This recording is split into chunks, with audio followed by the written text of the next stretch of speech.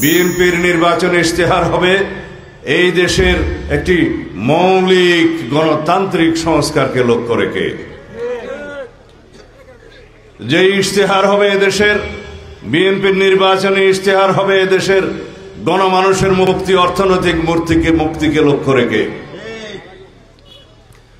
সেই ইশতেহার যদি আপনারা সমর্থন করেন, ধানের শীষের পক্ষে ভোট দেন, বাংলাদেশের পক্ষে ভোট দেন, গণতন্ত্রের পক্ষে ভোট দেন, ইনশাআল্লাহ আমরা ইশতেহার বাস্তবায়নের মধ্য দিয়ে বাংলাদেশের গণমানুষের অর্থনৈতিক মুক্তি, গণতান্ত্রিক মুক্তি কায়েম করব।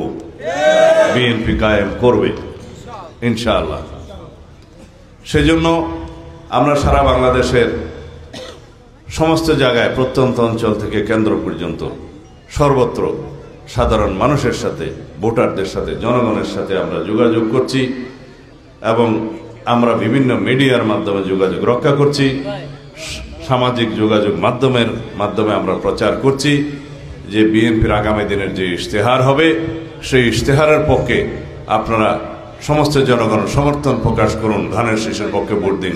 তাহলে বিএনপির নির্বাচনী ইশতেহার বাস্তবায়নের মধ্য দিয়ে এদেশের মানুষের অর্থনৈতিক মুক্তি হবে, গণতান্ত্রিক মুক্তি হবে, শক্তিশালী গণতান্ত্রিক রাষ্ট্র বিনির্মাণ হবে, সংসদীয় ব্যবস্থা আমূল একটি বৈপ্লবিক সংস্কার হবে, বাংলাদেশের সমস্ত গণতান্ত্রিক প্রতিষ্ঠানগুলো বিনির্মাণ হবে, সাংবিধানিক প্রতিষ্ঠানগুলো বিনির্মাণ হবে, গণতন্ত্র শক্তিশালী ভিত্তির উপরে দাঁড় হবে এবং তার মধ্য দিয়ে সেই প্রতিষ্ঠানগুলো গণতন্ত্রের রক্ষা কবচ হিসাবে কাজ করবে ইনশাআল্লাহ।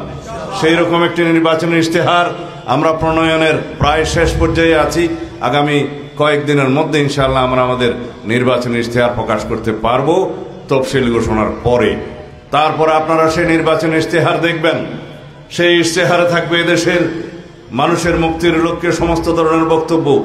আগামী দিনে বিএনপির নির্বাচনী ইশতেহার হবে এদেশের মানুষের মুক্তির সনদ, গণতন্ত্রের মুক্তির সনদ, বাংলাদেশের অধিকার বাস্তবায়নের সনদ।